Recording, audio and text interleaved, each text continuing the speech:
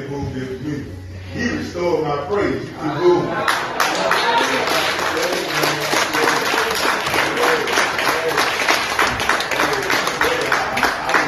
I was with other folks for a long time. Yes, sir. You know what I'm talking about. I was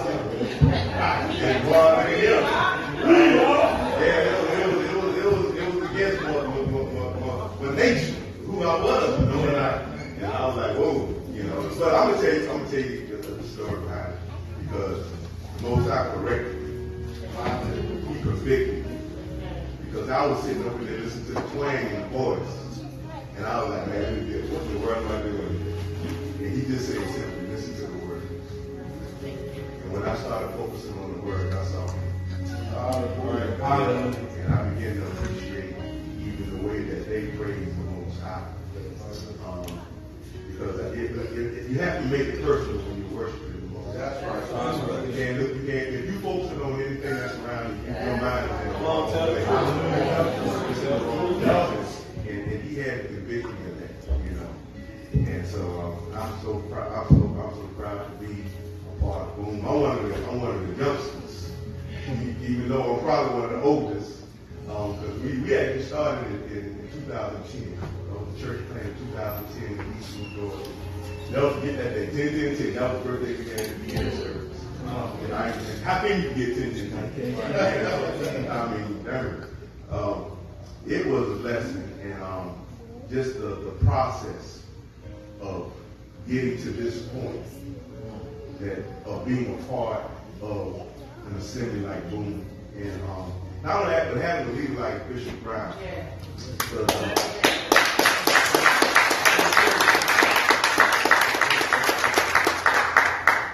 And I've been blessed. I haven't had to kiss too many frogs in order to find, friends.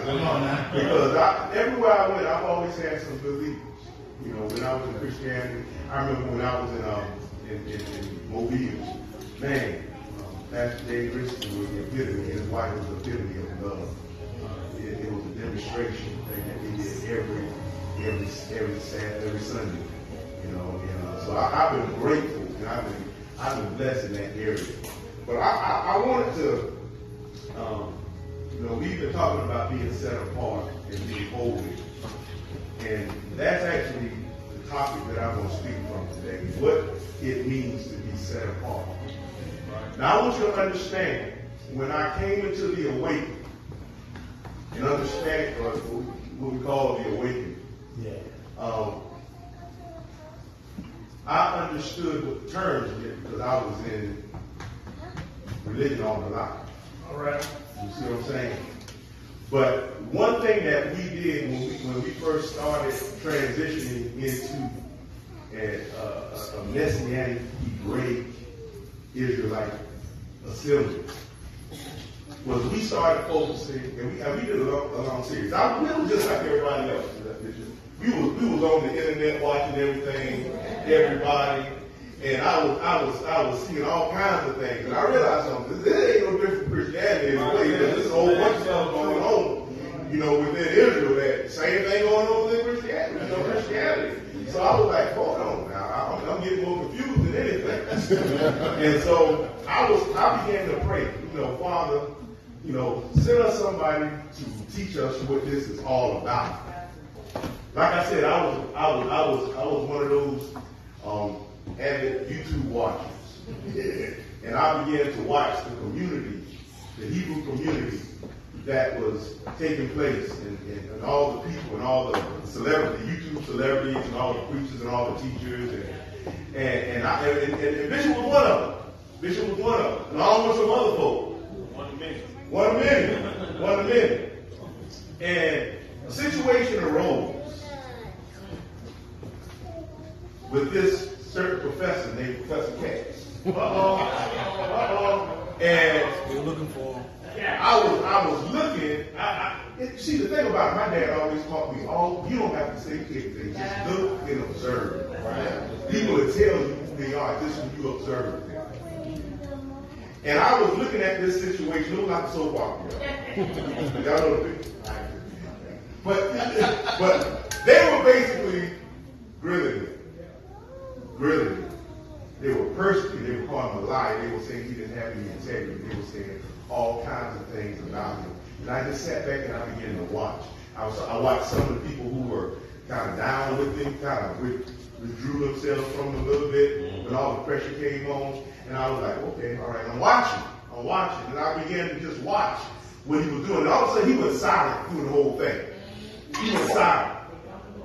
Yeah, he went silent. He didn't say anything else on social media for a while, if I'm not mistaken. Because I was, and I understood where he was coming from being a pastor for so long. Remember, I told you we started in 2010. I understood that when somebody tells you something in confidence, as a pastor, you just can't go tell people stuff. That's right. There's a level of confidentiality that you have to keep. Right. It's called integrity, really. That's right. The bottom line, that's what it is. It's integrity. That's right. When somebody tells you something, don't go telling things to people. Right. And so I didn't see it as him running away. I understood because I've been a pastor, and I was a pastor. And then all of a sudden, the truth came out. And I saw how the Most High validated him without him saying a word. Without him saying a word, y'all.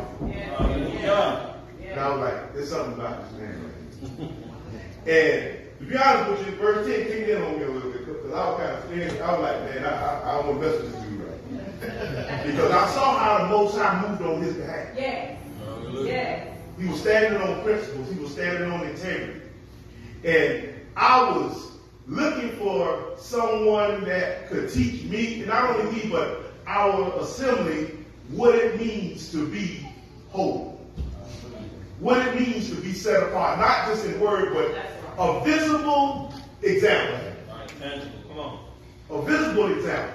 I had enough people talk the talk, sell wolf tickets. They can sell, people sell wolf tickets all the time, man. But when it comes to being still and letting God fight your battle, understanding that when you stand on truth, the attack is not against you, it's against him. That's right. And he has to defend, he's going to defend him.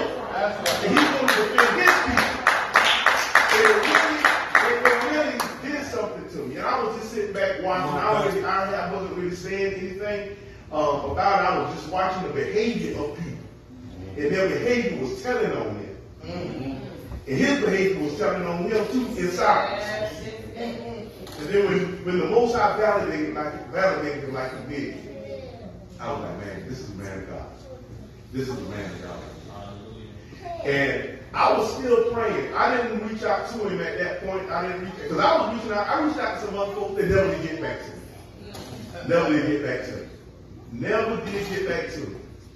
And I think it was kind of like the same post you put out this week about folks who want to transition.